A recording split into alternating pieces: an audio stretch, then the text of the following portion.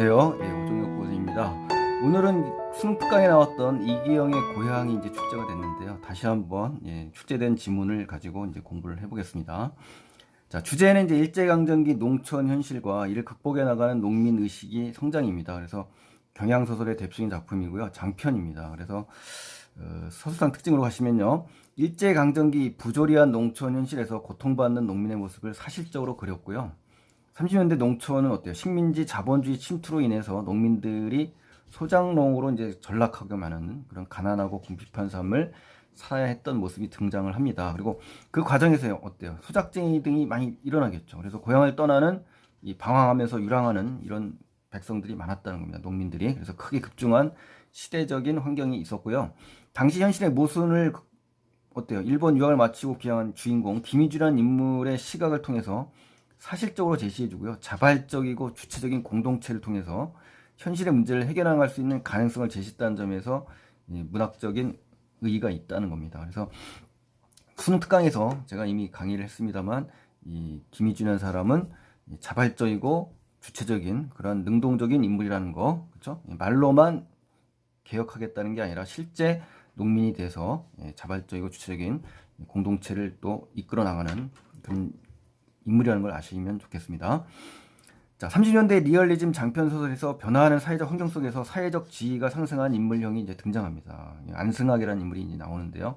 이 유형의 인물들은 어때? 근대 문물에 발빠르게 적응하면서 소작제와 같은 전근대적인 토지제도에 이제 편승해서 지위가 상승합니다. 그리고 근대 문물을 체험하지 못한 이 사람들에게 자신을 막 과시하고 자랑합니다. 그래서 자신만의 이익을 추구하기 때문에, 그렇죠? 공익보다는 개인의 이익을 추구하기 때문에 그 지위를 인정받지 못하는 그런 인물형입니다. 그리고 이러한 인물들은 30년대 농촌사회에 등장한 속물적인 인물형의 면모를 우리가 확인할 수가 있는 겁니다. 그래서 오늘 출제된 작품에서는요, 지난 우리 수능 특강에서 어때요?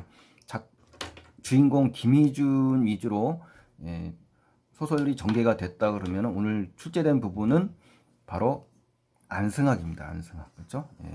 이 안승학을 주로 등장을 시키면서 어떻습니까? 출제가 된 부분이죠. 그러니까 이렇게 이제 수능 특강에서 나온 작품이라 하더라도 거의 다른 부분, 이런 부분에서 출제된다는 것을 여러분 이해를 하셔야 됩니다.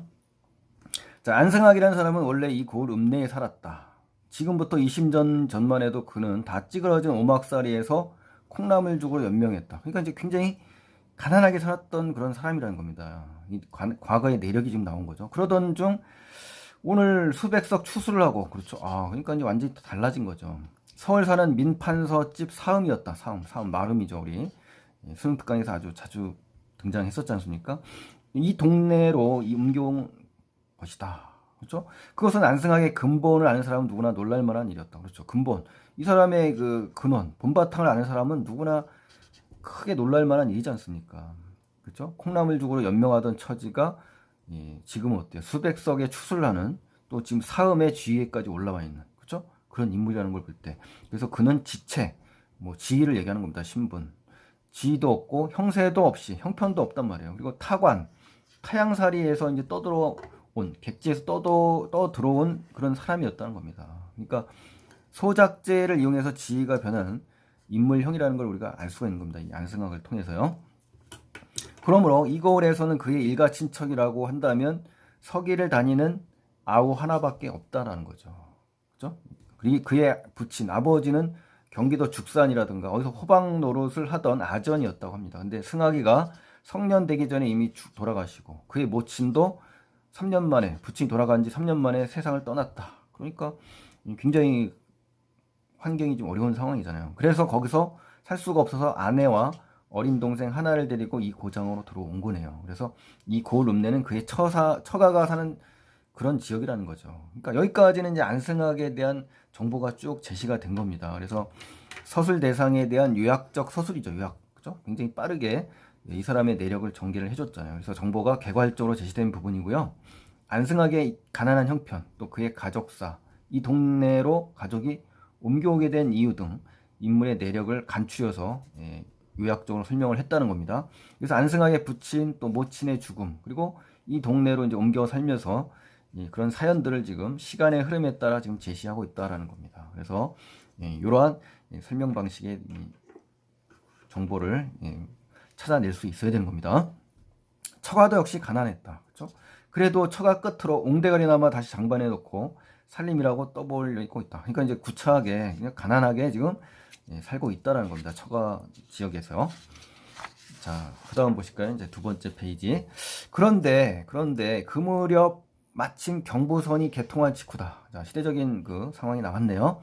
이 근처 사람들은 생전 처음 보는 기차, 정거장, 전봇대를 보고 경의에 눈을 떴다. 경의. 굉장히 놀랍고 신기하게 지금 바라보는 장면이라는 겁니다. 그래서 안승학은 지금도 그때 목판차, 자, 목판차라는 건요, 지붕이 없는 화물차입니다. 그래서 맨 처음 탔어요. 그리고 서울을 또 가봤다고 합니다. 그걸 자랑 삼아 말하는 장면이에요. 그래서 그때 그는 친구의 심부름으로 혼수 흥정을 하러 따라 나간 것이었다고 이제 자랑을 하는 장면이죠. 그러니까 경부선이 개통될 무렵 이 시대의 변화에 적응해서 자기 어떤 가난한 근본에서 벗어날 기회를 얻었던 인물이라는 걸 제시한 거고요. 근대 문물이 막 들어오는 유입되는 이런 사회 환경 속에서 자신의 지위를 변모시킬 수 있는 그러한 모습을 제시한 거고, 또 근대 문물을 경험했다는 점을 앞세워서 많은 어떻습니까? 마을 사람들에게 자신을 과시하고 있고 자신이 이 집안에서 가장 똑똑한 사람인 것처럼 그렇게 행동하는 그런 아나무인격 인물이 되는 겁니다. 자, 그의 자만은 그것뿐만이 아니었다. 자만은 자랑이나 과시예요. 자기 과시. 그는 경기도 출생이라고 이 집안에서 제일 똑똑한 체를 했다는 겁니다. 그러니까 이제 지역을 들먹이면서 또 똑똑하다라는 표현을 지금 하는 장면이죠. 이 장면이 그렇거든요. 자, 우편소가 새로 생긴 것을 보고 이웃 사람들은 그게 무엇인지 몰라서 겁을 잔뜩 집어먹. 자, 우편소라는 건 이제 우리가 말하는 뭐 지금 보면은 뭐 누구나 흔히 볼 수 있는 그러한 장소입니다만, 이 당시에 경부선이 개통할 이런 당시, 그죠? 30년대지 않습니까? 이때 우체국을 얘기하는 건데 사람들은 이게 뭔지 모르는 거죠. 겁을 먹은 겁니다. 장승같이 늘어선 전봇대에 노상 잉 하는 소리가 들렸대요. 그리고 그것은 전신줄 감은 사기 안에다가 귀신을 잡아 넣어서 그런 소리가 무시로, 그러니까 수시로 난다는 것이다. 그래서 이건 뭡니까? 사람들의 이제 공포를, 겁을 먹게 되는 이유가 되는 거죠. 거기서는 무시로 괴상한 소리가 들렸다. 그래서 이웃 사람들은 그것도 무슨 귀신을 잡아 넣어서 그런 소리가 들리는 것이라고 생각한 겁니다. 그래서 그럴 때 짠하고 이제 안승하이가 나타나서 마술사처럼, 그러니까 신이한 제주꾼처럼 이 귀신을 부리는 재주를 그들 앞에서 이제 시험해 보는 겁니다. 이런 걸 통해서 이제 어떻습니까? 더욱 이 마을 사람들에 비해서 똑똑하고 근대 문물이 유입된 사회적 환경에서 잘 적응했다는 걸 우리가 알 수가 있는 거죠. 그는 엽서 한 장을 사서 자기 집 통 호수와 자기 이름을 쓰고 편지 사연을 써서 우편통 안으로 집어넣은 겁니다. 그리고 그들에게 장담하기를 오늘 해가 떨어지기 전에 우리 집으로 들어갈 터이니 가보자는 것이었습니다. 과연 그날 저녁 때 지옥사자 같은 누런 옷을 입은 사람, 그러니까 이제 우체분대 그걸 이렇게 묘사를 했네요. 안승하게 집에 엽서 한 장을 던지고 갔다. 그죠? 그것은 아까 써놓은 그 엽서였다라는 거죠. 참 조화속이다. 조화속이라는 건요, 신통한 일의 속내를 갖다가 조화속이라고 합니다. 그러니까 결국 너무나 신통하다, 신통방통하다 이겁니다. 이웃 사람들의 반응이 직접 제시된 거고요. 이 새로운 문물, 새로운 세상에 대해서 사람들이 어때요? 정서적으로 이제 문화적인 충격을 받은 거죠. 그래서 이 장면에서는 이웃 사람들의 반응을 주목하셔야 됩니다. 하고 그들은 일시에 소리를 질렀다. 이런 장면입니다. 그러니까 예를 들어서 새로운 문물 도입이 이제 사람들의 의식을 지금 혼란스럽게 야기한 상황이고요. 예를 들어서 전봇대라든가 또는 우편소가 무엇인지 몰라서 전봇대 우편소 안에 귀신이 들었다라고 이제 생각을 하는 장면이라든가, 또 새로운 문물의 이용 방법을 알고 있는 인물과 그렇지 못한 사람들 간의 문물에 대한 차이, 이러한 인식의 차이에 의해서 훨씬 더 정서적인 충격을 받고 있는 장면이죠. 그리고 새로운 문물에 대해서 신이한 현상을 연상하는 사람들의 반응을 통해서 어때요? 낯선 문물이 도입된 당시 문화적인 환경을 우리가 읽을 수가 있었지 않습니까? 그렇죠? 이런 장면들 한번 정리를 해보시고요. 중략 이후로 넘어가 보겠습니다.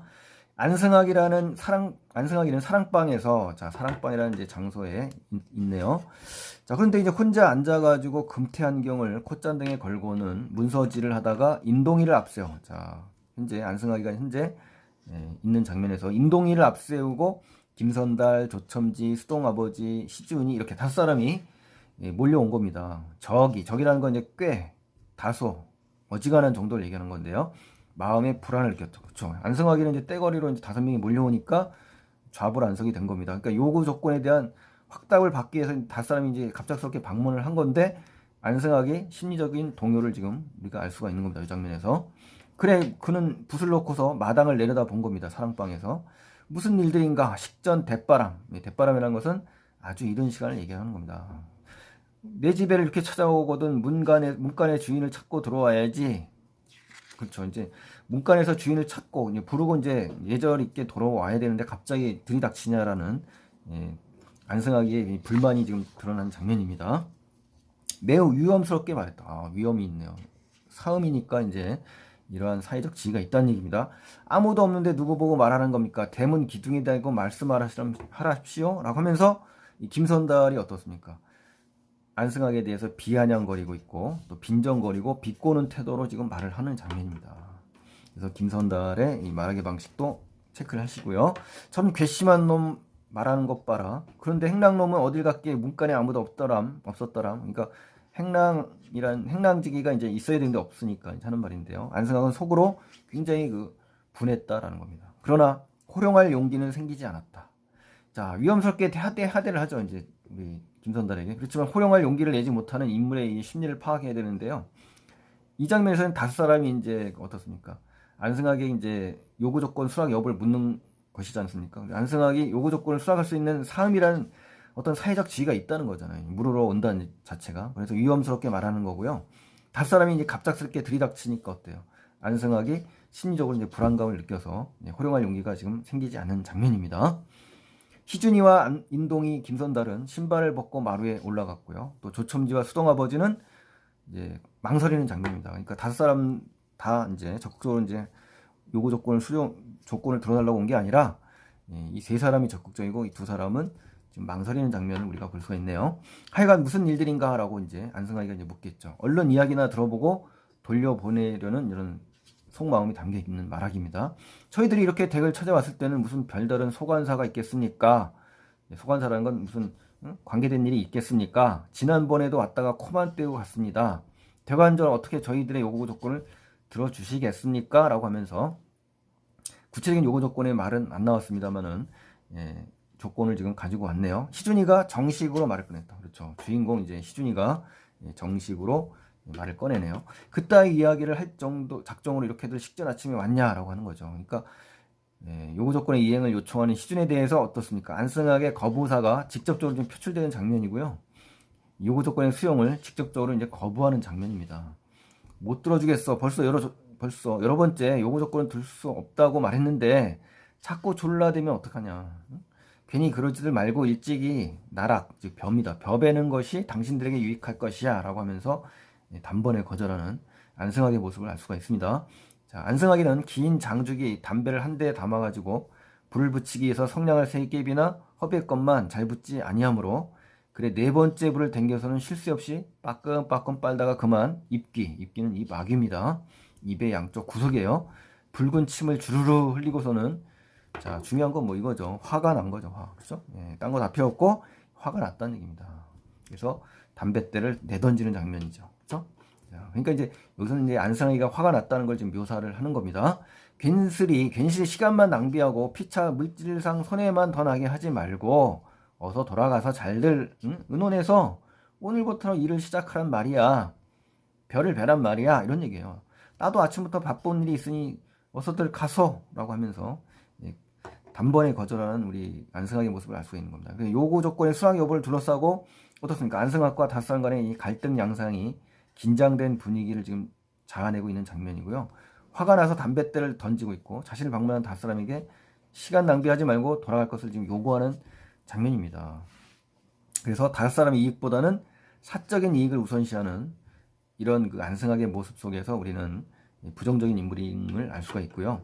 그래 정령코 요구 조건을 못 들어주겠다는 말씀이시지요? 라고 하면서 안승학의 반응에 대해 닷사람은 안승학의 의증을 다시 한번 확인하는 장면입니다. 그러면서 다시 거절하는 모습을 우리가 읽을 수가 있네요. 그렇죠?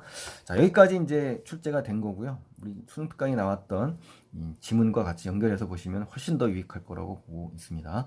자, 그래서 물론 출제된 건 뭐 수능에 나오진 않습니다만 공부 방식을 지금 공부하는 거니까 여러분 그렇게 이해를 하셔서 준비를 하시면 고맙겠습니다. 자, 오늘 구독 안 하신 분들은 구독 버튼 눌러주시면 고맙겠고요. 좋아요 버튼 눌러주시면 더 고맙겠습니다. 그래서 다음 시간에 또 이어서 강의 함께 기다려 주시기 바랍니다. 고맙습니다.